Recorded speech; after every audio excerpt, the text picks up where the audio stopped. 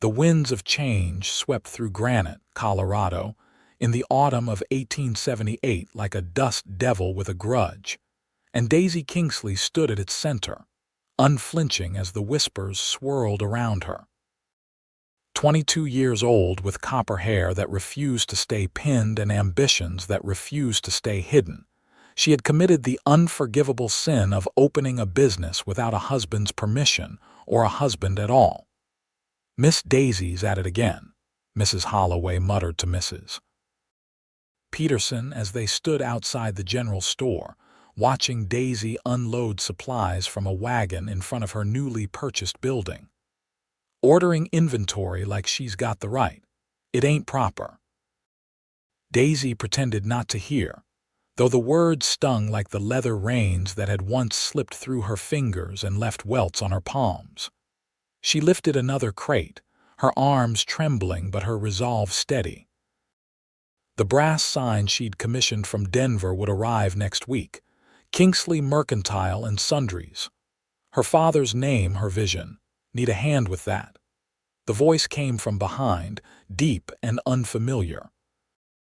Daisy turned to find a tall man with sun-weathered skin and eyes the color of a summer storm. He wore a dusty hat and clothes that had seen many miles, but there was something in the way he stood straight-backed and confident that caught her attention. "I can manage," she replied, though the weight of the crate made her arms shake visibly. He nodded, respecting her answer but not moving away. "Name's Wade Xanders, just rode into town." He removed his hat, revealing dark hair that curled slightly at the ends. "Daisy Kingsley." She set the crate down on her porch with a thud that echoed her heartbeat. "Welcome to Granite, Mr. Xanders, though I can't promise the welcome will be warm once folks realize you're speaking to me." "And why's that?" Daisy gestured to the building behind her. "I'm opening a shop. Alone. Without a husband or father to guide me. It's caused quite the scandal." Wade replaced his hat, a half-smile playing at the corners of his mouth. "Sounds to me like you're just being practical. Can't see the harm in that." Before Daisy could respond, Sheriff Morgan approached, his stride purposeful. "Miss Kingsley, got that permit sorted out yet?" "I submitted the paperwork 3 weeks ago, Sheriff. Mayor Tanner keeps finding reasons to delay the approval." "Well, until it's approved, you know you can't open for business."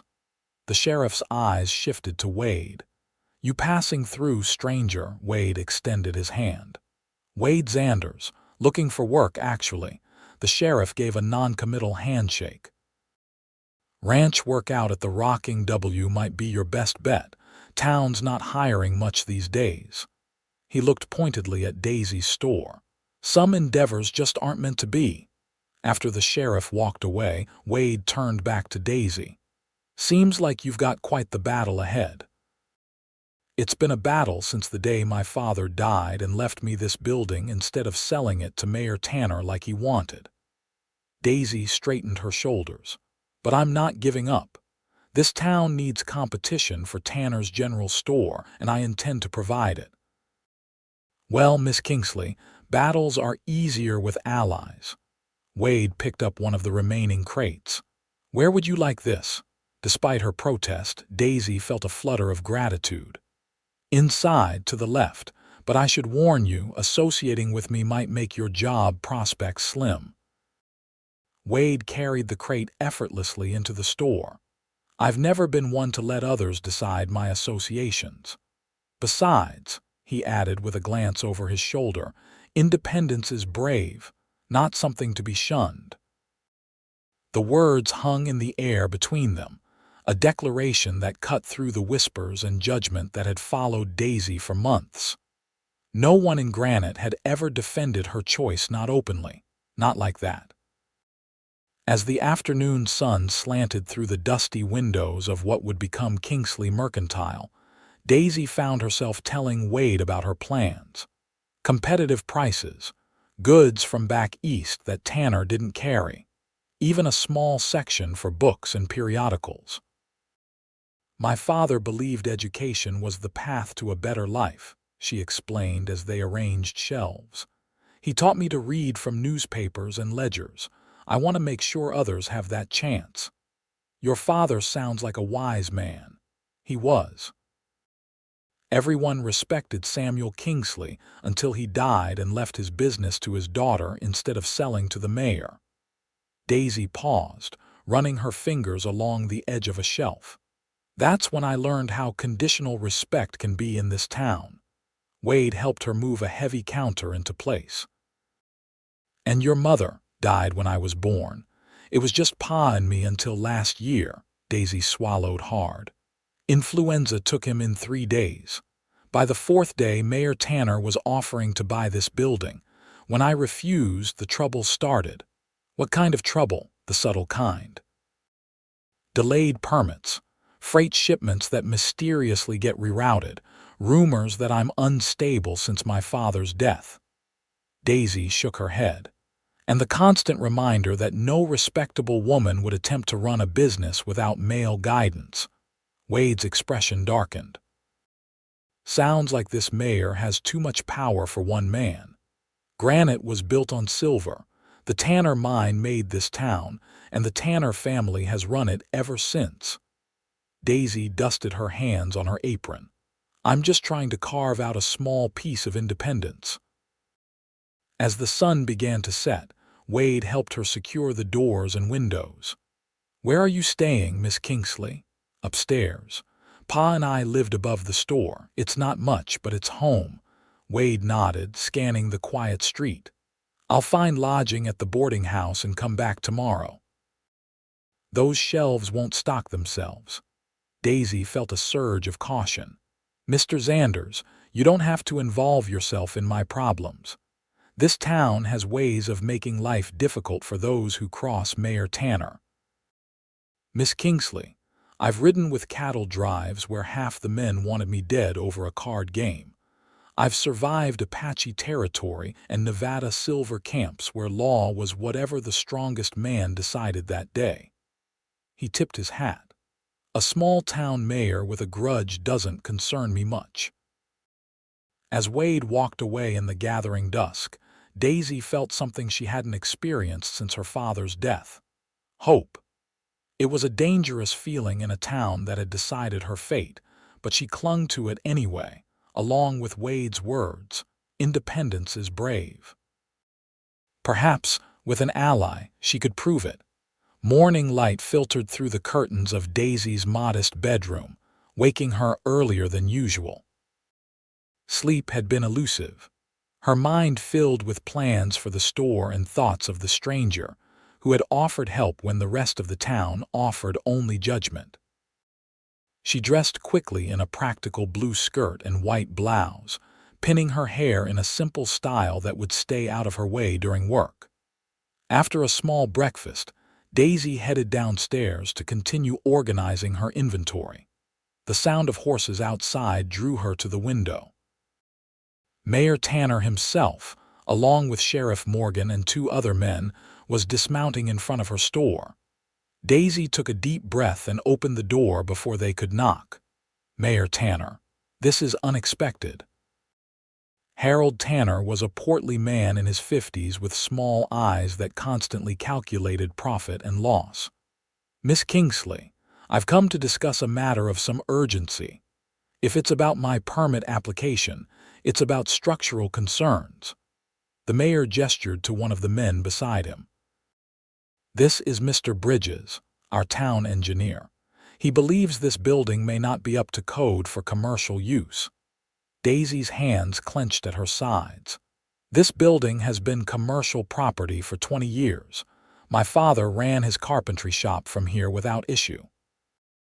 Carpentry doesn't bring in the foot traffic that retail does, Sheriff Morgan interjected. Different safety considerations. Mr. Bridges, looking uncomfortable, began to mention support beams and load-bearing walls. Daisy knew enough about construction from helping her father to recognize the fabricated concerns, but arguing would only make her appear emotional and unreasonable exactly what they wanted. I'll have the building inspected by an independent engineer, she said firmly. Mayor Tanner's smile didn't reach his eyes. Of course. But until then, I'm afraid we'll have to post a notice prohibiting business operations. As the sheriff moved to nail a sign to her door, Wade appeared from around the corner, leading a horse laden with supplies. "Morning, Miss Kingsley," he called, then paused, taking in the scene before him. "Is there a problem here?" Mayor Tanner turned, assessing Wade with a quick glance. "Town business, stranger. Nothing that concerns you." "Wade Xanders," he introduced himself, stepping closer. "I'm helping Miss Kingsley set up her store. Seems like quite a welcoming committee you've brought." "Mr. Xanders, the building may be unsafe," Sheriff Morgan explained, still holding the notice. "Just a precaution until proper inspection." Wade looked at the building thoughtfully. "Interesting. I've been inside. Seems solid enough to me, and I've worked construction from Texas to Montana." "Are you a certified engineer, Mr. Xanders?" Mayor Tanner asked with thinly veiled contempt. "No, sir, but I recognize intimidation when I see it." Wade's voice remained calm, but his eyes held a challenge. "And I'm curious why a building that stood for decades suddenly presents a danger just as Miss Kingsley plans to open a competing business." The accusation hung in the air, bold and undeniable. Several townsfolk who had gathered to watch the confrontation murmured among themselves. Mayor Tanner's face flushed. "This town has regulations for a reason, Mr. Xanders. If Miss Kingsley wishes to operate a business, she must comply with them just like anyone else would be expected to do." "And if those regulations are being applied unequally?" Wade asked. The mayor stepped closer to Wade, lowering his voice. "You're new here. You don't understand how things work in Granite. Miss Kingsley is a young woman with no business experience, attempting something that's beyond her capabilities. We're protecting her from inevitable failure." Wade didn't back down. "Sounds to me like you're protecting something else." Sheriff Morgan moved between them. "That's enough. Mr. Xanders, I suggest you mind your own business. Mayor Tanner has this town's best interests at heart." "And what about Miss Kingsley's interests?" Wade challenged. "She's a citizen of this town, too." Daisy stepped forward, unwilling to let Wade fight her battles alone. "Mayor Tanner, I'll have an independent inspector here by the end of the week. Until then, I'll continue preparing my inventory, which violates no town ordinance." The mayor hesitated, clearly frustrated by the unexpected resistance but aware of the growing crowd. "Very well. You have until Friday. If the inspector finds any violations, you'll close immediately until they are addressed." He turned to leave, then added, "And Mr. Xanders, I hope you find suitable employment soon. Idle hands often find trouble in small towns." After the men departed, the gathered onlookers dispersed slowly, their curious gazes lingering on Wade and Daisy. "Thank you," Daisy said quietly once they were alone, "but you've made an enemy today." Wade led his horse to the hitching post. "Not my first." He began unloading supplies. "Besides, men like Tanner rely on silence and fear. Sometimes all it takes is one person willing to speak up." "He'll make this harder now," Daisy warned, helping him with the packages. "For both of us. Then we'll need to be prepared." Wade carried several parcels inside. "I brought some tools. Figured we could reinforce those shelves. Make sure everything's sturdy enough to pass any inspection they throw at us." As they worked through the morning, Wade shared stories of his travels across the Western Territories. He'd been a ranch hand in Texas, a miner in Nevada, and had even tried his hand at bounty hunting for a brief, unsuccessful period. "Turns out I don't have the stomach for tracking men for money," he admitted as they assembled a display case. "Prefer honest work where I build something rather than tear something down." "Is that why you stopped to help me?" Daisy asked, handing him a screwdriver. To build something, Wade considered the question. I stopped because I recognized the look on your face, determination mixed with worry. Seen it in the mirror enough times. He tightened a screw with precision. What you're doing takes courage, Miss Kingsley. Daisy, she corrected him. If you're going to risk the mayor's wrath on my behalf, you might as well use my given name. Daisy, he repeated with a smile that reached his eyes. And you can call me Wade. No Mr. Necessary. Their work continued through the day, and Daisy noticed how Wade consulted her on every decision, treating her as an equal partner rather than assuming control. It was refreshing after months of being spoken down to by the men in town. By late afternoon, news arrived that several local women who had planned to sell handcrafted goods through Daisy's store were withdrawing their items, fearing association with her would harm their family's standing. They're afraid, Daisy explained, trying to hide her disappointment as she read the notes that had been delivered. Mrs. Simmons' husband works for Tanner's mine.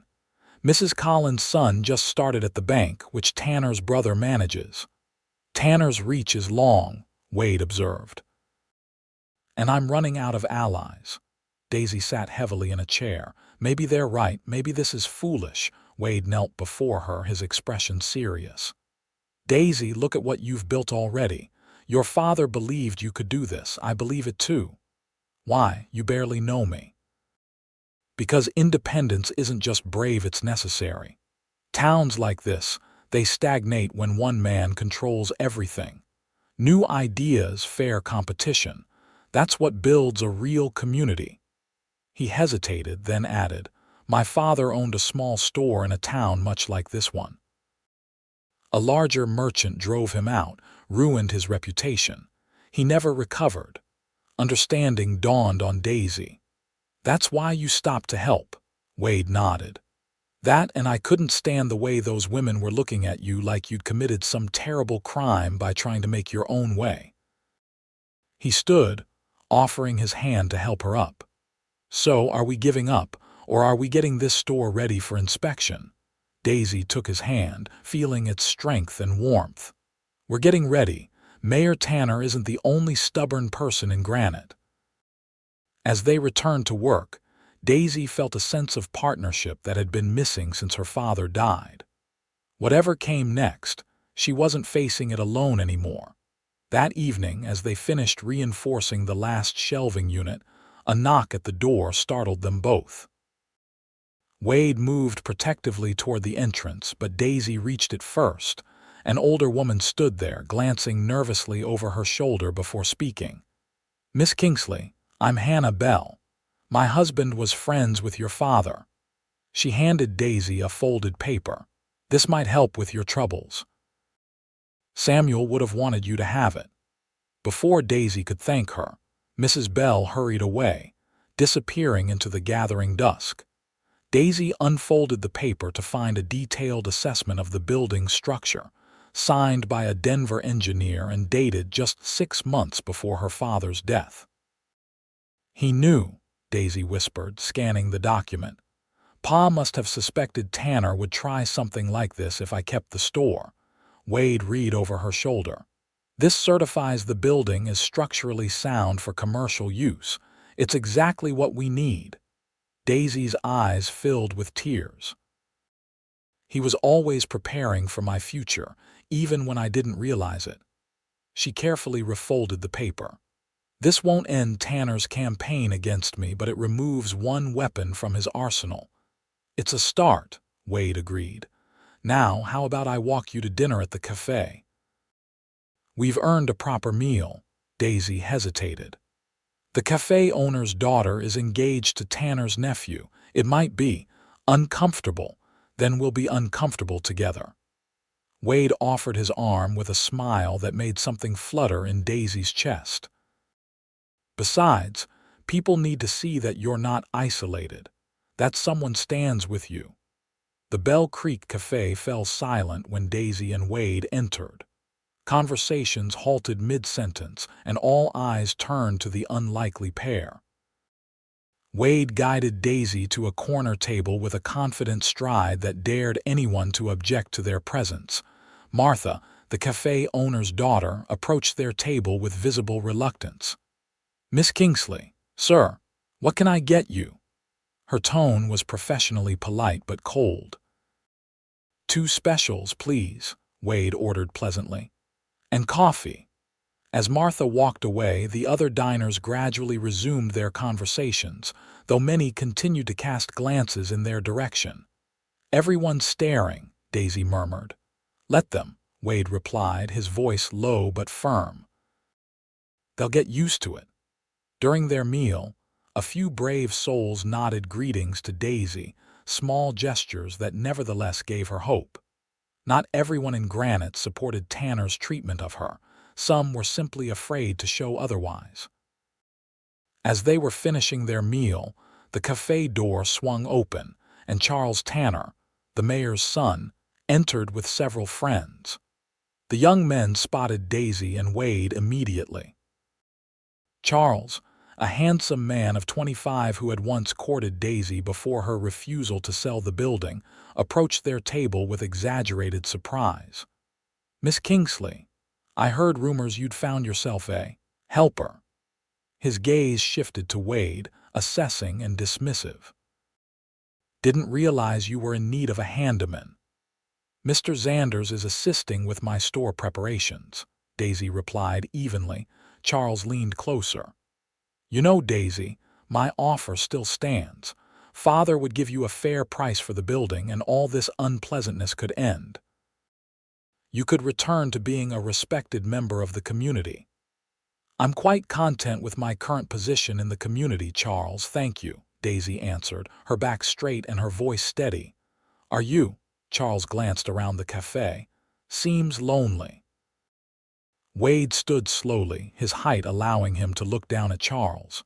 "Miss Kingsley isn't alone." His words carried through the now silent cafe. "And what she's doing deserves respect, not condemnation. Independence is brave. This town would do well to remember that." Charles's face darkened. "You've chosen an interesting champion, Daisy. I wonder how long he'll stay when he realizes there's no future for him here." "That would be my decision to make," Wade replied calmly. "Of course." Charles stepped back with a cold smile. "Enjoy your evening, both of you." He rejoined his friends, who were watching the exchange with avid interest. Wade settled the bill despite Daisy's protests, and they left the cafe under the watchful eyes of every patron. Outside in the cool evening air, Daisy finally let out the breath she'd been holding. "That could have gone worse." "It could have gone better too," Wade remarked, glancing back at the cafe. "Charles seems to have taken a personal interest in your situation." "He asked me to marry him last year," Daisy admitted as they walked, "after my father died. Said it would be the sensible solution to my predicament of being alone with a business I couldn't possibly manage." Wade's eyebrows rose. "Generous of him." "Wasn't it just?" Daisy's laugh held no humor. "When I declined, he insisted I'd regret it. That was when the real troubles began." "Wounded pride can be dangerous," Wade observed. They walked in companionable silence until they reached Daisy's store. The moon had risen, casting silver light over the quiet street. "Thank you for dinner," Daisy said, suddenly aware of how close they were standing on her small porch. "And for everything else." Wade's eyes caught the moonlight, reflecting it back like still water. "Tomorrow we'll tackle the inventory, get everything ready for that inspection." "You don't have to keep helping me," Daisy said softly. "You've done more than enough already. Maybe I'm not just helping you." Wade's voice matched her quiet tone. "Maybe I'm finally doing something that matters, standing for something instead of just passing through." The confession hung between them, honest and unadorned. Daisy felt a connection to this man that defied the short time they'd known each other. "Good night, Wade," she finally said, reluctant to end the moment but aware of prying eyes that might be watching from darkened windows. "Good night, Daisy." He tipped his hat and stepped back. "Lock your door. I'll be at the boarding house if you need anything." As she watched him walk away, Daisy realized that for the first time since her father's death, she felt truly seen not as Samuel Kingsley's unfortunate daughter or as a woman attempting something beyond her station, but as herself. A person with dreams and determination worthy of support. She locked the door as instructed and climbed the stairs to her small apartment, her mind racing with plans for tomorrow and the faint, dangerous hope that Wade Xanders might decide Granite was worth more than just passing through. The following days fell into a rhythm of work and watchfulness. Wade arrived early each morning, and together they transformed the empty building into a proper mercantile. Shelves were stocked, windows cleaned, and a new counter installed where Daisy would handle transactions. Word of their progress and of Wade's public defense of Daisy spread through town. Some residents began to stop by, ostensibly to see when the store would open but really to assess this newcomer who had allied himself with Granite's most controversial citizen. Eliza Peterson, the blacksmith's wife, was the first to openly break ranks. She arrived with a basket of baked goods and a shy offer to sell her preserves in Daisy's store. "Jacob says I make the best peach preserves in the county," she explained nervously. "And we could use the extra money with the baby coming." Daisy accepted gratefully, and by week's end, 3 other women had made similar arrangements, defying the unofficial embargo on Kingsley Mercantile. Friday morning arrived clear and crisp. The independent building inspector from Denver was due by noon, and Daisy paced anxiously as Wade made final adjustments to ensure everything was perfect. "The building is sound," he assured her. "Your father maintained it well, and we've addressed every potential concern." "It's not the building I'm worried about," Daisy admitted. "It's what Tanner might do if we pass inspection. He won't give up easily." As if summoned by her words, Mayor Tanner appeared at the door, accompanied by Sheriff Morgan. "Miss Kingsley, Mr. Xanders." The mayor's greeting was perfunctory. "I understand your inspector is arriving today." "That's right," Daisy confirmed. "Mr. Reynolds from Denver. I've taken the liberty of arranging for our town engineer to join the inspection." Tanner's tone made it clear this wasn't a suggestion. For thoroughness, Wade moved to stand beside Daisy. "Miss Kingsley already has a certified inspector coming. There's no need for a second opinion." "There's every need when public safety is concerned," Sheriff Morgan interjected. "Mayor Tanner is within his rights to request this." Daisy knew arguing would only make her appear unreasonable. "Very well, Mr. Bridges is welcome to join the inspection." The mayor nodded, seemingly satisfied. "Good, I'll return at noon then." After they left, Wade's expression darkened. "He's planning something." "Of course he is." Daisy smoothed her apron with nervous hands. "But we'll face it together." The inspector, Mr. Reynolds, arrived precisely at noon. He was a thin man with spectacles and a methodical approach to his work. Mayor Tanner, Sheriff Morgan, and Mr. Bridges arrived moments later. For 2 hours, the men examined every inch of the building foundation, support beams, walls, and flooring. Daisy and Wade followed, answering questions and pointing out the recent improvements. Finally, Mr. Reynolds completed his assessment. "The structure is sound," he announced, making notes in his ledger. "The recent reinforcements to the shelving units and counter are particularly well executed. I see no safety concerns that would prevent commercial operation." Relief washed over Daisy, but it was short-lived. "Mr. Bridges, your assessment?" Mayor Tanner prompted. The town engineer hesitated, avoiding Daisy's gaze. "While I agree the main structure is sound, I have concerns about the rear storage area. The joists appear to be showing signs of stress, and given the weight of inventory that would be stored there, I cannot in good conscience approve it without modifications." Wade stepped forward. "What stress? We examined those joists thoroughly. They're solid oak, less than 10 years old."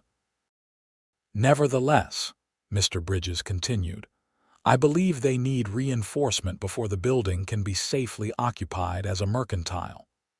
Daisy felt her heart sink. This was Tanner's plan: find some small issue that would require expensive repairs and delay her opening indefinitely. "How extensive would these modifications need to be?" Mr. Reynolds asked professionally. "New support beams throughout the storage area, possibly reinforcement of the back wall as well." Mr. Bridges glanced at the mayor. "It would take at least 3 weeks of work." 3 weeks! Daisy exclaimed. "That's necessary for safety," Mayor Tanner interrupted smoothly. "I'm sure you wouldn't want to put your customers at risk, Miss Kingsley." Wade's voice cut through the tension. "May I suggest a compromise? What if we don't use the storage area at all until modifications can be made? Keep all inventory in the main shop area, which everyone agrees is structurally sound." Mr. Reynolds nodded thoughtfully. "That would address the immediate safety concerns." Mayor Tanner frowned, clearly displeased with this solution. But the modifications would still need to be completed before full operation could commence. "Of course," Daisy agreed quickly, "but this would allow me to open while those repairs are being arranged." She turned to Mr. Reynolds. "Would you be willing to certify the main shop area as safe for immediate use?" The inspector considered, then nodded. "I can provide a partial certification, with the stipulation that the storage area remains unused until properly reinforced." Mayor Tanner's face flushed with barely contained anger, but he was trapped by his own argument. If safety was truly his concern, this arrangement addressed it perfectly. "Very well," he finally conceded, "but I expect those modifications to begin within a week, Miss Kingsley." After the men departed with the paperwork completed, Daisy turned to Wade with shining eyes. "We did it. We can open." Wade's smile matched hers. "You did it. Your father would be proud." Impulsively, Daisy threw her arms around him. "Thank you for believing in me when no one else would." Wade returned the embrace, his arms strong and secure around her. "You made it easy to believe." When they pulled apart, something had shifted between them, a current of awareness that hadn't been acknowledged before. "We should celebrate," Wade suggested, his voice slightly rough. "Dinner at the hotel restaurant tonight?" "Yes," Daisy agreed without hesitation. "I'd like that very much." The Granite Hotel restaurant was the finest establishment in town, typically reserved for special occasions and visiting dignitaries. When Daisy arrived that evening wearing her best dress, a deep green that complemented her copper hair, she felt the familiar weight of stairs, but held her head high.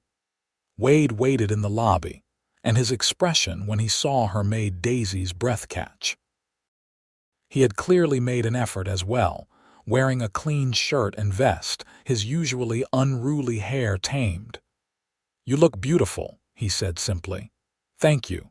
You clean up nicely yourself," she replied with a smile. The maitre d' hesitated before seating them, his eyes darting to other patrons as if gauging their reaction. Finally, he led them to a table in the corner, partially hidden behind a large potted plant. "Is this acceptable?" he asked Wade. "No," Wade replied firmly. "We'd prefer a table by the window, if one is available." The maitre d' reluctantly led them to a more prominent table with a view of the town square. As they settled in, Daisy noticed several of Granite's prominent citizens among the other diners, including Charles Tanner at a table with a young woman Daisy recognized as the banker's daughter. "Are you sure about this table?" Daisy whispered. "We're rather visible." "That's the point," Wade replied, his eyes steady on hers. "You have nothing to hide, Daisy. You've earned the right to celebrate your victory." Their dinner was excellent, the conversation flowing easily between them. Wade spoke of his childhood in Missouri, his father's store, and his years of traveling after his parents' deaths. Daisy shared memories of learning carpentry at her father's side and her dreams for the mercantile. "I want it to be more than just a store," she explained passionately. "A place where people feel welcome, where new ideas are valued." "It will be," Wade assured her. "You've already won over Mrs. Peterson and the others. That's just the beginning." As they were enjoying dessert, Charles Tanner approached their table, his companion following reluctantly behind him. "Miss Kingsley, Mr. Xanders, I understand congratulations are in order." Charles's tone was polite but held an undercurrent of displeasure. "Father mentioned you received conditional approval for your enterprise." "Thank you, Charles," Daisy replied with equal politeness. "I hope to open next week." Charles nodded, then gestured to the young woman beside him. "You remember Miss Winslow? Rebecca's father is considering an investment in my new banking venture." Rebecca Winslow, a petite blonde with a nervous smile, nodded to Daisy. "Congratulations on your store, Miss Kingsley. It's quite ambitious of you." "Thank you, Miss Winslow." Daisy smiled genuinely. "Perhaps you'll visit when we open. I'll be carrying some fabrics and notions from back east that I think you might enjoy." "Oh, well, perhaps." Rebecca glanced uncertainly at Charles. Charles placed his hand possessively on Rebecca's arm. "We should return to our table. Enjoy your evening." After they left, Wade studied Daisy's expression. "You handled that graciously. Rebecca isn't unkind, just cautious. Her father depends on the Tanner's goodwill for his business connections." Daisy sighed. "That's how it works here. The Tanners control everything, directly or indirectly." "Not everything," Wade corrected her. "Not you." The warmth in his eyes made Daisy feel both vulnerable and strong. "No, not me. Not anymore." After dinner, they walked through the town square, the spring evening perfect for strolling. Stars emerged overhead and lanterns glowed in shop windows. "Will you stay?" Daisy asked suddenly. "In Granite, I mean." Wade was quiet for a moment. "I've never stayed anywhere long, not since my parents died. But you could. Stay, that is." Daisy's heart raced at her own boldness. "There's work here. The mercantile will need help and you're skilled with carpentry." "Is that the only reason you're asking?" Wade's question was gentle but direct. Daisy stopped walking, turning to face him. "No," she admitted. "It's not the only reason." Wade stepped closer, close enough that Daisy could see the flecks of gray in his blue eyes. "I've been thinking about staying since the day I met you," he confessed. "I just wasn't sure if I had a reason beyond helping with your store. And now I'm sure I have at least one very good reason." His hand came up to touch her cheek gently. "If you'd consider it reason enough." Daisy leaned slightly into his touch. "I would." The kiss that followed was tentative at first, a question being asked and answered between them. When they parted, both were smiling. "Well, that settles it," Wade said softly. "I'm staying in Granite. People will talk," Daisy warned, though she couldn't suppress her smile. "Let them. They're already talking." Wade took her hand as they continued walking. "Besides, I'm starting to think this town could use some shaking up." As they passed the Granite Gazette office, Daisy noticed the editor working late, his silhouette visible through the window. "Mr. Jenkins," she said thoughtfully, "I wonder." "What are you thinking?" Wade asked. "That maybe it's time for a different story to be told." Daisy squeezed his hand. "Would you come with me tomorrow to speak with Mr. Jenkins? I think the Gazette might be interested in an article about a new business opening in Granite and the challenges it's faced." Wade's smile was both proud and conspiratorial. "I think that's an excellent idea, Miss Kingsley. Very independent of you." Their laughter echoed in the quiet street. a sound of freedom and possibility that would soon become familiar in a town desperately in need of both. The following week transformed Granite in ways both subtle and profound. Mr. Jenkins, the Gazette editor, had indeed been interested in Daisy's story. His front-page article about entrepreneurial spirit and equal opportunity in commerce caused a stir throughout the town, especially when it mentioned the unnecessary obstacles placed in the way of Kingsley Mercantile's opening.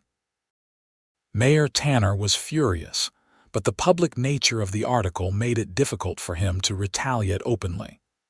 More importantly, it emboldened others in Granite who had long chafed under the Tanner family's control. The day Kingsley Mercantile officially opened, a steady stream of curious customers filled the store from morning until evening. Some came merely to gawk, but many made purchases, impressed by Daisy's competitive prices and the quality of goods she offered. Wade worked tirelessly alongside her, helping customers, arranging displays and reinforcing the back storage area to meet Mr. Bridges' specifications, though they both suspected those necessary modifications had been exaggerated. $27.85, Daisy announced as she counted the till after closing that first day. Not a fortune, but a solid start. Wade pulled her into a celebratory embrace. The first of many successful days, their relationship had blossomed alongside the business. Though they maintained propriety in public, the town quickly recognized the bond forming between them. Some disapproved primarily the Tanner faction, but many others found the romance between the independent shopkeeper and the principal drifter rather appealing. As spring turned to summer, Kingsley Mercantile became a fixture in Granite's commercial landscape. Daisy's fair practices and willingness to extend credit to struggling families won her loyal customers, while her selection of books and periodicals unavailable elsewhere in town attracted the more intellectually minded residents. Wade found additional work as a carpenter, repairing buildings and constructing furniture for those who preferred not to patronize the Tanner-owned lumber mill. His reputation for quality workmanship spread, bringing in orders from neighboring towns as well. One warm July evening, as they sat on the bench outside the store watching the sunset, Wade took Daisy's hand in his. "I've been thinking," he began, his thumb tracing circles on her palm. "A dangerous pastime," she teased, leaning her head against his shoulder. "I've been saving money," he continued, "for something important." Daisy lifted her head to look at him, her heart suddenly racing. "Oh," Wade met her gaze, his expression serious yet tender. "I know it's only been a few months, but I've never been more certain of anything in my life. I love you, Daisy Kingsley. Your strength, your determination, your kindness." He shifted to face her fully. "I'm not asking you to give up your independence. It's one of the things I love most about you, but I am asking if you'd consider sharing your life with mine. Wade." Daisy's voice trembled. He reached into his pocket and withdrew a small ring with a modest diamond. "It's not grand, but it's perfect," Daisy interrupted, tears gathering in her eyes. "And yes, I'd very much like to share my life with yours."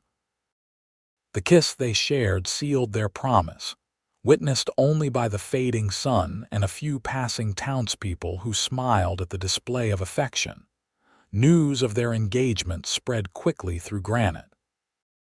Most offered congratulations, though some, particularly the older, more traditional residents, expressed concern about the hasty nature of the relationship. "It's scandalous," Mrs. Holloway declared to Mrs. Peterson as they shopped at Kingsley Mercantile the following day, apparently unconcerned that Daisy could hear them. "They've known each other barely 4 months. My Henry and I were engaged after 3 weeks," Mrs. Peterson replied mildly, selecting a bolt of calico. Been married 38 years now. Sometimes you just know. She winked at Daisy as she approached the counter. Congratulations, dear. Mr. Xanders is a good man. Thank you, Mrs. Peterson, Daisy replied, wrapping the fabric in paper. We're very happy. And when's the wedding to be, Mrs. Holloway asked, unable to contain her curiosity despite her disapproval. October, Daisy answered. A small ceremony. So soon, Mrs. Holloway exclaimed. Mrs. Peterson laughed. When it's right, why wait? Life's too short for unnecessary delays. The exchange was representative of Granite's divided reaction. For every criticism, there seemed to be a counterbalancing support, particularly from the younger residents who admired Daisy and Wade's defiance of convention. Not everyone's reaction was so benign, however. Mayor Tanner made his displeasure known through new regulatory inspections of the mercantile, and by encouraging the bank to delay processing Daisy's transactions. Charles Tanner was even less subtle, publicly questioning Wade's intentions and history. Convenient that a drifter with no verifiable past arrives just as the most eligible property in town becomes available, he remarked loudly in the saloon one evening. One might wonder what Mr. Xanders is really after. Wade, who had entered in time to hear the comment, approached Charles calmly. If you have a question about my intentions or my past, Tanner, you're welcome to ask me directly. The saloon fell silent as the two men faced each other. Charles smirked. Very well. What brought you to Granite, Xanders? Of all the towns in Colorado, why this one? Chance, Wade answered honestly. I was heading to Denver and stopped here for supplies, saw someone who needed help and decided to stay. How fortunate for Miss Kingsley, Charles replied sarcastically. And now you're to marry her, along with her property and business. Most convenient. Wade's expression hardened. I've never touched a penny of Daisy's money, nor will I. We're drawing up papers to keep the business in her name even after we're married. This revelation caused a stir among the onlookers. Such an arrangement was highly unusual, practically unheard of in 1878. Charles laughed incredulously. You expect us to believe that? No man would allow his wife to maintain separate property. I would, Wade stated firmly. Because I respect Daisy's independence and her ability to manage her own affairs. What she built, she earned through her own determination despite the obstacles your family placed in her way. You're a fool if you think a woman can successfully run a business, Charles sneered. It's against nature. She needs guidance, control. Wade stepped closer, his voice low but clear enough for all to hear. What Daisy has accomplished on her own proves otherwise. She doesn't need control, she needs respect, something your family has consistently failed to give her. Mind your words, Xanders, Charles warned. My family built this town. And now you think you own it and everyone in it. Wade shook his head. That's your mistake. People aren't property, Tanner. They make their own choices. And increasingly, they're choosing not to bow to your family's demands. The truth of Wade's words hung in the air. Several men nodded subtly, evidence that the Tanner family's influence was indeed waning as more residents found the courage to think independently. Charles, recognizing he was losing the room, attempted a different approach. Pretty speech. But when your independent bride ruins you financially, don't come looking for work at my enterprises. He turned to leave, then added over his shoulder, assuming you're still in Granite by then. Drifters tend to drift after all. Wade let him go, refusing to escalate the confrontation further. Several patrons approached afterward, offering support and, more significantly, potential carpentry commissions. Ignore Charles, said Howard Bennett, the livery stable owner. Been meaning to have new stalls built for months now. If you're interested in the job, stop by tomorrow. By the time Wade returned home that evening to the small cabin he'd rented on the edge of town, word of the exchange had already reached Daisy. She was waiting on his porch, her expression a mixture of concern and pride. "I heard about what happened at the saloon," she said as he climbed the steps. "Are you all right?" Wade took her hands in his. "More than all right. I think Charles may have inadvertently done us a favor. His public attack backfired. I've got 3 new job offers as a result." Daisy laughed softly. The Tanners never did understand that bullying creates resistance, not compliance. She grew serious. "But what Charles said about the business arrangements, is that really what you want? For me to keep the mercantile in my name?" "Absolutely." Wade led her inside. "It's your creation, Daisy. I'll help in any way I can, but I won't take credit for what you've built or control what isn't mine to control." "Most men wouldn't see it that way," she observed, settling beside him on the small sofa. "I'm not most men." Wade's arm encircled her shoulders. "And you're certainly not most women. It's why we work so well together." Daisy leaned into him, marveling at how their lives had intertwined so quickly yet so naturally. "I love you," she said simply, "for seeing me as I am and wanting me to remain that way.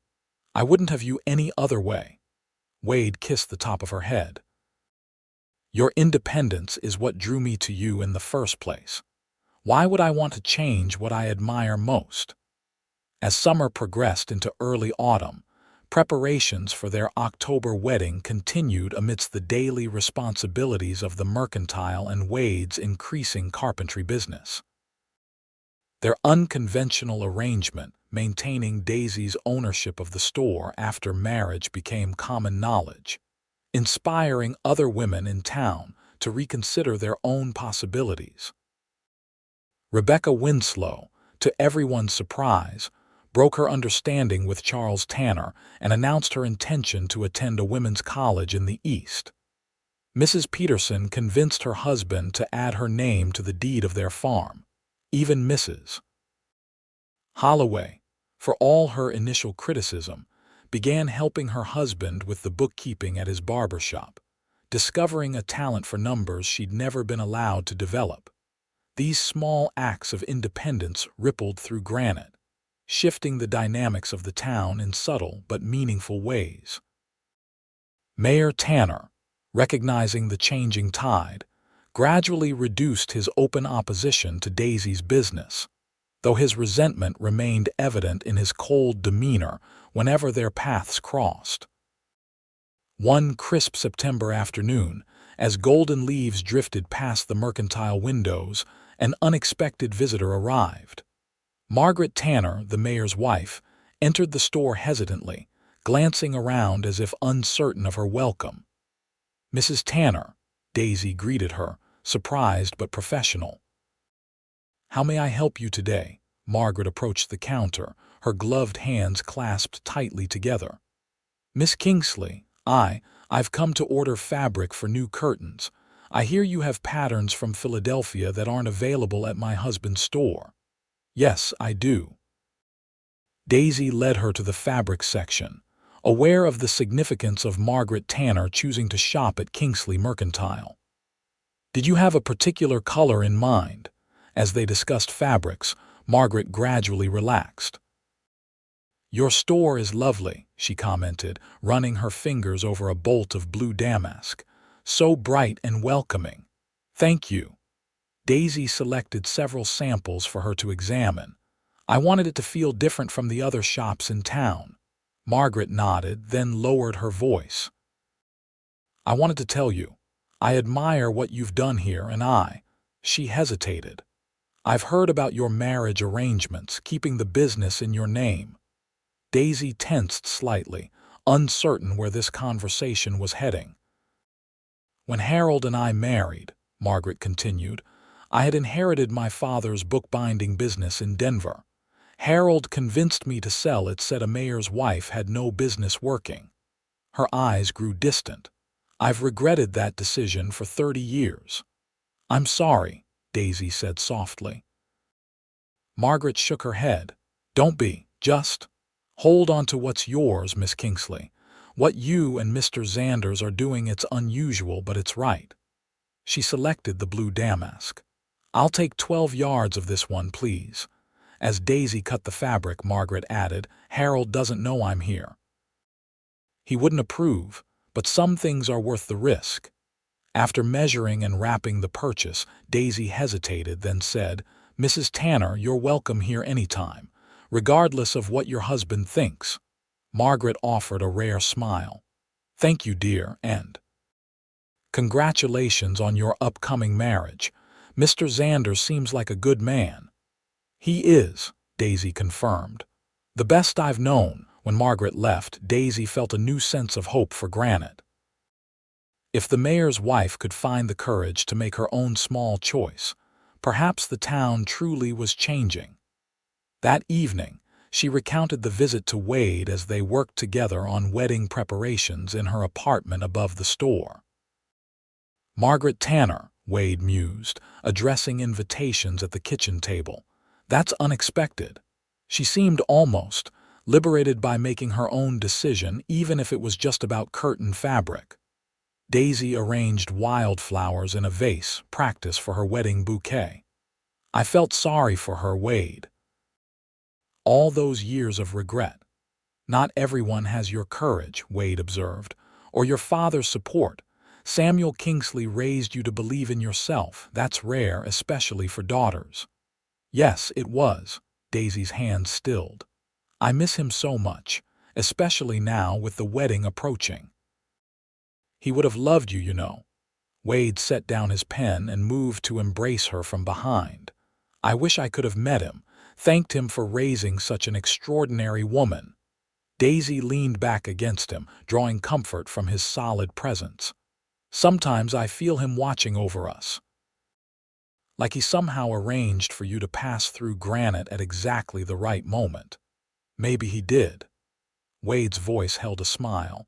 I've never believed much in fate, but meeting you, it feels like I was meant to find my way here.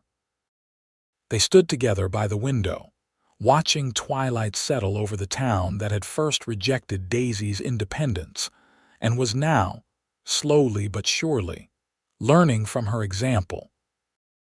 The October morning of Daisy and Wade's wedding dawned clear and cool, with just enough crispness in the air to hint at the coming winter.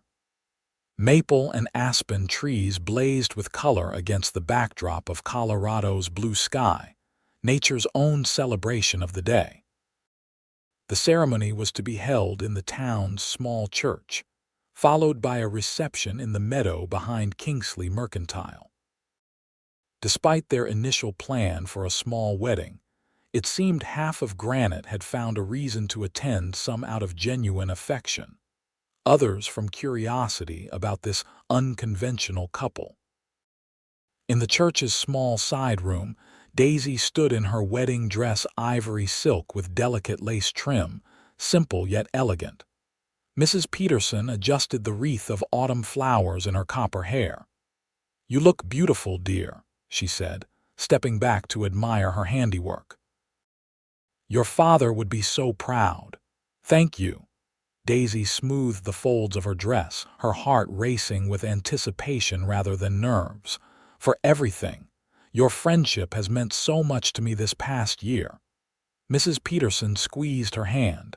You showed us all what courage looks like, Daisy. That's a precious gift. A knock at the door interrupted them. Expecting the minister to announce it was time to begin, Daisy was surprised when Margaret Tanner entered instead. Mrs. Tanner, she greeted, confusion evident in her voice. Margaret approached hesitantly, holding a small package. I hope I'm not intruding. I wanted to give you this before the ceremony. She handed Daisy the carefully wrapped gift. It was my mother's, I thought. Well, something borrowed, as they say. Daisy unwrapped the package to reveal a delicate lace handkerchief with courage embroidered in one corner. My mother was something of a rebel in her time, Margaret explained with a small smile. She always told me to be brave, though I didn't listen as well as I should have. Deeply touched, Daisy embraced the older woman. "I'll carry it with honor, thank you." Margaret nodded, her eyes suspiciously bright. "I should go take my seat. Harold doesn't know I'm here yet." With a final smile, she slipped out the door. Mrs. Peterson raised her eyebrows. "Well, the town is changing indeed when Margaret Tanner defies her husband on your wedding day." "One small step at a time," Daisy replied, carefully tucking the handkerchief into her sleeve. Minutes later, the church bell rang, signaling it was time. With no father to escort her, Daisy had chosen to walk down the aisle alone, another break from tradition that felt right for who she was. As the church doors opened and the gathered townspeople rose, Daisy took her first step toward Wade, who waited at the altar. His eyes, fixed on her with undisguised love and admiration, made the rest of the world fade away. The ceremony was simple but deeply meaningful. They had written their own vows, promises that spoke of partnership, respect, and unwavering support for each other's dreams. When Wade vowed to honor your independence as I honor my own, murmurs of surprise and approval rippled through the congregation. "I now pronounce you husband and wife," the minister concluded. "Mr. Xanders, you may kiss your bride." The kiss they shared was both tender and triumphant, a seal on not just their marriage, but on the principles they stood for together. The reception that followed was joyous and relaxed. Tables laden with food contributed by various townspeople stretched across the meadow. Children played games while adults danced to fiddle music or gathered in conversation groups. Even Mayor Tanner made a brief appearance, maintaining appearances though his congratulations were clearly forced. His wife, however, stayed much longer, engaging with guests she'd previously only interacted with at formal town functions. As the celebration continued into the evening, Wade drew Daisy away from the crowd to a quiet spot beneath a blazing maple tree. "Happy?" he asked, his arm around her waist. "Completely." She leaned her head against his shoulder. "I never imagined this day could be possible a year ago. My store, our marriage, the changing attitudes in town." "You started it all," Wade reminded her. "That first day I saw you unloading supplies alone, determined despite everyone's disapproval." Daisy laughed softly. "And you were the first person to say I was brave instead of foolish." She turned in his arms to face him. "Do you know what I thought when you said independence is brave?" "What?" "I thought, there's a man who sees me as I am, not as he thinks I should be. That's when I started falling in love with you, though I didn't realize it then." Wade's smile was tender as he traced her cheek with his fingertips. "I started falling the moment you told me you could manage that crate yourself. I knew then you were someone extraordinary." Their kiss was interrupted by the sound of approaching footsteps. Charles Tanner appeared, somewhat unsteady on his feet and clearly having enjoyed too much of the wedding punch. "Touching scene," he slurred. "The independent shopkeeper and her drifter husband. Quite the fairy tale." Wade straightened, positioning himself slightly in front of Daisy. "Charles, this isn't the time or place." Charles ignored him, focusing on Daisy. "You know he'll leave eventually. Men like him always do, and when he does, your precious independence won't keep you warm at night." "That's enough," Wade said firmly. "You're drunk and making a fool of yourself." "Go home, Charles." "Or what?" "You'll make me." Charles took an aggressive step forward. "You think you've won, don't you, both of you, but this town belongs to the Tanners. Always has, always will." "No." Daisy stepped beside Wade, her voice calm but resolute. "This town belongs to everyone who lives here. That's what you and your father never understood, and it's why things are changing." Charles laughed bitterly. "Big talk from a woman who was nothing until this drifter came along." "You're wrong," Wade said. "Daisy was extraordinary long before I arrived. She didn't need me to save her. She was saving herself and maybe this town too." Before Charles could respond, Howard Bennett approached with several other men. "Problem here?" he asked, his gaze stern as he took in Charles's disheveled state. "No problem," Wade answered. "Mr. Tanner was just leaving." Howard nodded to Charles. "I'll walk you home, son. Your father would be mighty displeased to see you causing a scene at a wedding." Outnumbered and outmatched, Charles allowed himself to be led away, though his parting glance at Daisy and Wade contained undisguised resentment. "I'm sorry," Daisy said when they were alone again. "He's always been volatile, but lately he's gotten worse." "He's fighting against a world that's changing," Wade observed. "Men like Charles don't adapt well to change." As they rejoined the celebration, Daisy realized how true Wade's words were. Granite was changing, slowly but surely. The rigid hierarchy that had existed under Tanner rule was giving way to something more fluid, more inclusive. That night, in the small house they had purchased together at the edge of town, Daisy and Wade began their married life equal partners in love and purpose. Their independence strengthened rather than diminished by their union. The months that followed their wedding brought both challenges and triumphs. Winter settled over Granite with heavy snow and bitter winds, but inside Kingsley Mercantile, warmth and community flourished. The store had become more than just a business. It was a gathering place where ideas were exchanged and friendships formed. Daisy expanded her inventory to include seeds and farming tools, addressing a need the Tanner store had neglected.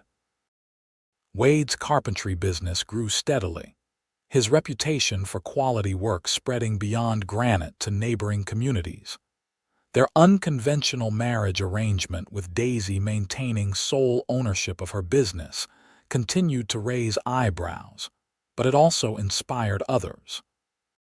Two women in town opened a millinery shop together, and the blacksmith's wife began officially apprenticing in her husband's trade rather than helping informally.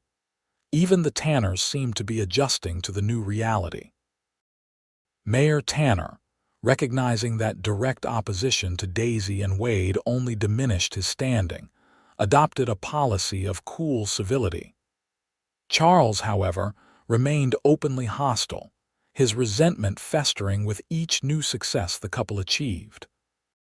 Spring arrived with its promise of renewal, melting the snow and revealing the first green shoots of new life.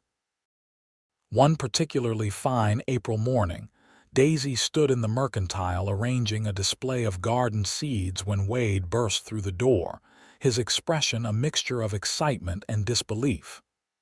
"Have you seen the Gazette?" he asked, holding up the latest edition. Daisy shook her head. "Not yet." "What's happened?" Wade spread the newspaper on the counter. "Mayor Tanner has announced he won't seek re-election this fall." "What?" Daisy scanned the article in astonishment. "After 20 years, why would he step down now? Health concerns, according to this." Wade tapped the paper. "But there's more. Charles expected to run in his father's place, but apparently the town council has already endorsed Howard Bennett as their preferred candidate." "Howard?" Daisy's surprise deepened. "He's never shown interest in politics before." "That's what makes him perfect," Wade pointed out. "He's respected, fair-minded, and not beholden to the Tanner interests." He grinned. "And he buys all his supplies from Kingsley Mercantile." Daisy matched his smile. "This could change everything, Wade. A mayor who treats all businesses equally, who listens to different perspectives, who believes independence is something to be encouraged, not controlled." Wade pulled her into a quick embrace. "It's happening, Daisy. What you started is changing this town for the better." That evening, as they walked home together, they passed Charles Tanner outside the saloon. His glare followed them down the street, the bitterness in his eyes unmistakable. "He blames us," Daisy observed quietly after they'd passed. "For his father stepping down, for losing the council's endorsement." Wade nodded, his expression troubled. Charles doesn't see that his family's approach to running this town is what people are rejecting, not just him personally. He takes it all as a personal affront. I almost feel sorry for him, Daisy admitted. He was raised to believe he was entitled to control everything, and now that world is disappearing. Just be cautious around him, Wade warned.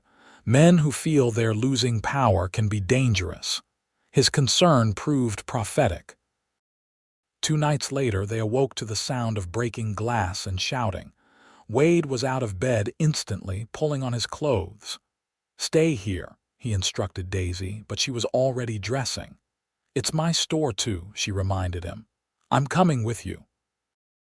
They hurried through the dark streets to find Kingsley Mercantile's front window shattered, a small crowd already gathering despite the late hour. As they approached, they saw Sheriff Morgan restraining a struggling, clearly intoxicated Charles Tanner. "You ruined everything," Charles shouted when he spotted them. "You and your independence. This was our town." Wade stepped protectively in front of Daisy as they surveyed the damage. Besides the broken window, several displays had been overturned, and a lantern had been thrown inside, though fortunately it had extinguished upon impact rather than starting a fire. "I caught him in the act," Sheriff Morgan explained, maintaining his grip on Charles. "Was making my rounds and heard the glass break." Howard Bennett pushed through the crowd. "This is unacceptable," he declared, his normally gentle demeanor hardened with anger. "Sheriff, I trust Charles will be held accountable like anyone else would be." "Of course," the sheriff replied, though he looked uncomfortable. "Drunk and disorderly destruction of property. He'll spend the night in jail at minimum." Mayor Tanner arrived moments later, his face ashen when he saw his son in custody. "Charles, what have you done?" Charles laughed bitterly. "What you should have done months ago, Father. Shown these people they can't change the natural order of things." The mayor turned to Daisy and Wade, genuine regret in his eyes. I'm sorry for my son's behavior. I'll cover all damages, of course." "Thank you," Daisy replied, her voice steady despite the shock. "But I'm more concerned about why this happened. This isn't just about a broken window, Mayor Tanner. It's about the idea that someone who thinks differently deserves to be punished." The crowd murmured in agreement. Margaret Tanner approached her husband, placing a restraining hand on his arm when he began to protest. "She's right, Harold," Margaret said quietly but firmly. "This has gone too far. Our son's actions reflect what he's been taught, that the Tanners have the right to control this town and everyone in it." Mayor Tanner stared at his wife in shock. Never in their 35 years of marriage had she contradicted him publicly. Mrs. Peterson stepped forward. "We're all neighbors here. We should be supporting each other's success, not tearing it down." "Exactly," Howard added. "Granite is growing. There's room for everyone's prosperity, Tanner businesses included, but the days of one family dictating how this town operates are over." As Charles was led away to the jail, the gathered townspeople, many still in nightclothes, began helping clean up the broken glass and restore order to the Mercantile. By dawn, the window had been temporarily boarded up, the merchandise salvaged, and a plan made to have a new glass pane delivered from Denver as soon as possible. Exhausted but grateful, Daisy and Wade thanked everyone for their help. As the last volunteers departed, Wade pulled Daisy into a tight embrace. "Are you all right?" he asked, his voice rough with emotion. "I am now," she assured him, drawing strength from his arms around her. "When I saw the damage, I was afraid. But then everyone came to help. Not just our friends, but people who have barely spoken to me since I opened the store." "That's the real change," Wade observed. "Not just in rules or politics, but in hearts. People standing together against bullying and control." Daisy nodded against his chest. Independence isn't just about doing things alone. It's about having the freedom to choose who to stand with. In the aftermath of Charles's vandalism, Granite's transformation accelerated. Mayor Tanner, deeply embarrassed by his son's actions and his wife's public stance, withdrew even further from town affairs. Charles was fined and ordered to perform community service, a punishment that would have been unthinkable a year earlier, when the Tanner name carried absolute authority. By midsummer, Kingsley Mercantile was thriving beyond Daisy's most optimistic projections. Wade's carpentry business had grown to the point where he'd taken on an apprentice, a young man eager to learn a trade that would allow him independence from the mines. Their personal happiness expanded as well when Daisy discovered she was expecting their first child, due in early winter. "A baby," Wade said in wonder, his hand gentle on her still flat stomach as they sat on their porch swing one July evening. "Our own family." Daisy covered his hand with hers. "I've been thinking about names. If it's a boy, what would you think about Samuel after my father?" Wade's eyes softened. "I think that would be perfect. And if it's a girl, Margaret," Daisy suggested. "After someone who found her courage later in life but embraced it fully once she did." "Samuel or Margaret Xanders?" Wade tested the names, smiling. "Either way, this child will grow up knowing that independence is something to be celebrated, not feared. And that love doesn't diminish freedom, it expands it." Daisy leaned her head against his shoulder, watching the sunset paint the sky in brilliant oranges and purples. As autumn approached, Howard Bennett was officially elected mayor of Granite in an unopposed race. His first official act was to simplify the business permitting process, ensuring equal treatment for all applicants regardless of their family connections or gender. The Fall Harvest Festival that year was held in the town square rather than on Tanner property, as it had been traditionally. Every business in town participated, including Kingsley Mercantile, which offered a special display of books and educational materials alongside their regular goods. Daisy, now visibly pregnant, sat at their booth while Wade demonstrated simple woodworking techniques to interested children. She watched him with love and pride, marveling at how natural he was with the youngsters, a promising preview of his future as a father. "You've built something remarkable here," a voice said beside her. Daisy turned to find Margaret Tanner, who had become a regular customer and, somewhat surprisingly, a friend over the past months. "Thank you," Daisy replied, making room for Margaret to sit. "But Wade and I can't take all the credit. Everyone who stood up for change has contributed." "Including you," Daisy added pointedly. "Your courage in standing up to your husband that night was a turning point." Margaret smiled ruefully. 35 years too late, perhaps, but better late than never." She patted Daisy's hand. "Harold and I are moving to Denver after Christmas. His health really is declining, and Charles, well, Charles needs a fresh start somewhere people don't know his history." "I'm sorry to hear about your husband's health," Daisy said sincerely, "but perhaps the change will be good for all of you. I think it will." Margaret's eyes held a newfound serenity. "I've convinced Harold to let me reopen my father's old bookbinding shop, small, just a few hours a day, but mine." Daisy squeezed her hand. "That's wonderful news." "It's your example that gave me the courage," Margaret admitted. "Watching you stand firm, even when the entire town seemed against you. It reminded me of who I used to be before I let Harold make all my decisions."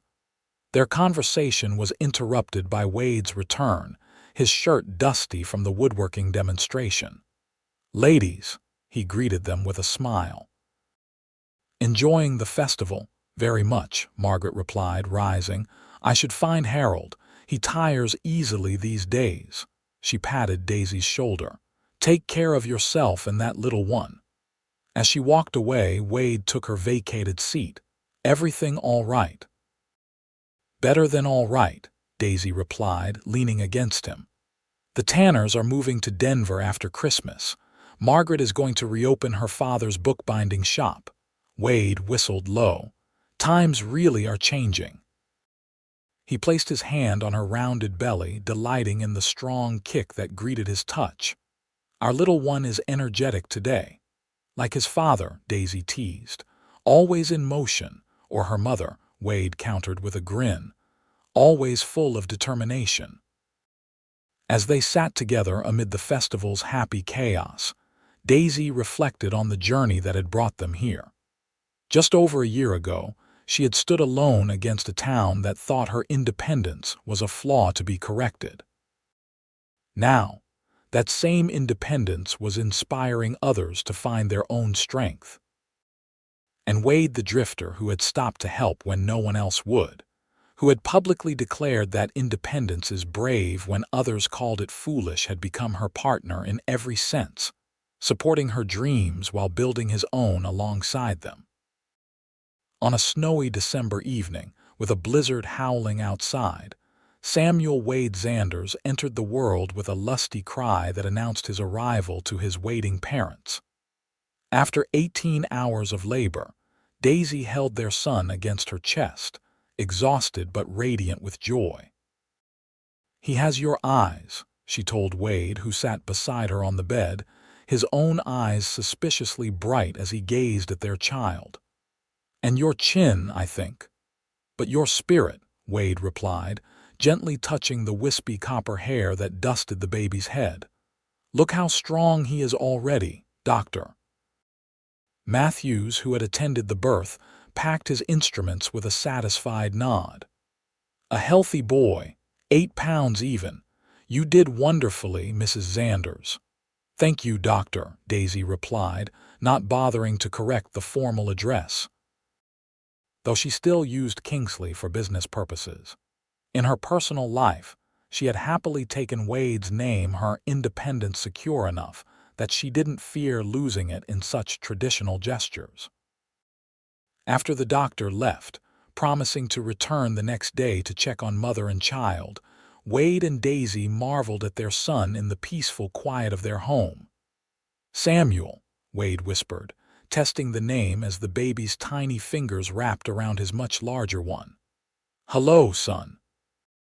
We've been waiting for you." Daisy watched them together, her heart so full it seemed impossible to contain such happiness.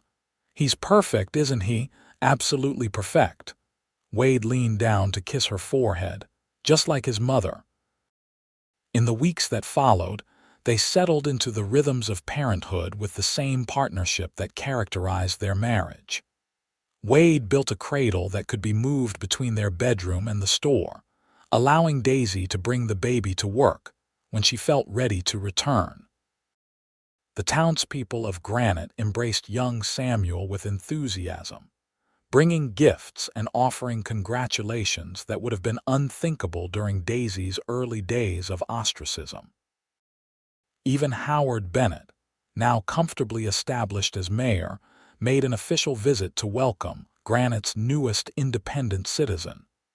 Spring arrived again, bringing with it the first anniversary of Wade and Daisy's decision to make their relationship official. They celebrated quietly, taking Samuel for his first picnic by the creek that gave the town its name. "Hard to believe it's been a year since that day in the hotel restaurant," Wade remarked as they spread a blanket under a flowering apple tree. "So much has changed." "For the better," Daisy added, settling Samuel on the blanket between them. At 4 months he was alert and curious, his eyes indeed the same storm blue as his father's, taking in the dappled sunlight through the branches above. "I've been thinking," Wade said, handing a bottle of lemonade to Daisy, "about expanding the carpentry business. There's a growing demand for quality furniture in the region, and with the railroad spur coming through next year, we could ship to Denver and beyond." "That sounds wonderful," Daisy encouraged. "You've certainly proven there's a market for your work." "It would mean building a proper workshop," Wade continued. I was thinking about that empty lot beside the mercantile. If we purchased it, we could connect the buildings eventually. You could expand your store space if needed, and I'd have room for larger projects and maybe another apprentice or two. Daisy's eyes lit up at the vision. A family business, side by side but separate. I love that idea, Wade. I thought you might.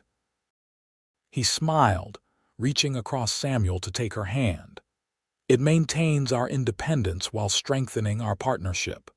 Speaking of partnership, Daisy said with a hint of mischief in her voice, what would you think about expanding our family as well? Not immediately, but perhaps when Samuel is a bit older. Wade's smile broadened. I think that would be the greatest adventure yet, Mrs. Xanders.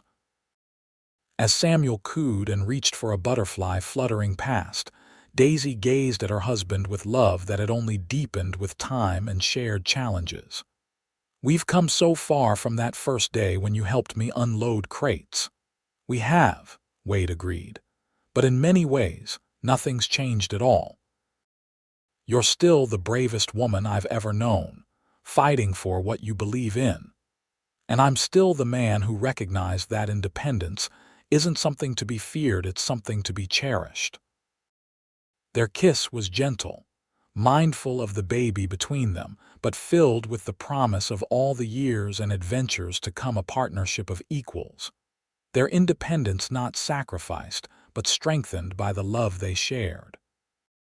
As the sun began its descent toward the western mountains, casting long shadows across the meadow, Daisy gathered Samuel into her arms while Wade packed up their picnic. Together, they walked back toward town, toward the life they had built from courage and conviction. The whispers that followed them now were not of scandal or disapproval, but of admiration and respect. Daisy Kingsley Xanders and her husband Wade had shown Granite a new way forward, one where independence and love could not only coexist, but thrive together. And as they passed the mercantile with its proud sign and the sight of Wade's future workshop beside it, they knew that the legacy they were building was not just for themselves or even for their son, but for everyone who had ever been told their dreams were too bold, their spirits too free. For in the end, the truth Wade had spoken that very first day had proven more powerful than all the traditions and constraints that had tried to hold Daisy back. Independence is brave. And bravery, when shared between hearts that truly see each other, becomes the strongest foundation of all.